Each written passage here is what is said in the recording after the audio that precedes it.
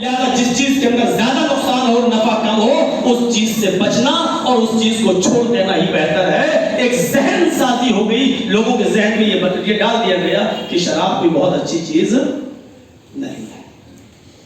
آئیے قرآن کریم کی تیسری آیت پر توجہ دیتے ہیں جو مدینے کے اندر نازل ہوتی ہے۔ اس آیت کے اندر ایک محدود وقت کے لیے، لمیٹڈ وقت کے لیے شراب کو گویا کہ پینے سے روک دیا گیا ہے۔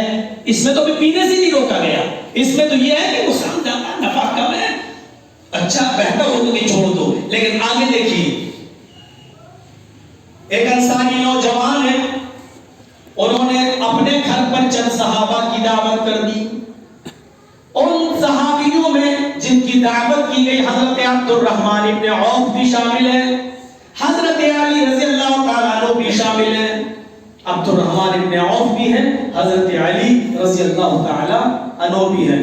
دعوت کر دی گئی، کھانے کا دور چلا، اور کھانا کھانے کے بعد جب شکم سیر ہو کر سب صحابہ نے کھانا کھا لیا تو شراب کا بھی دور چلا۔ اسی محفل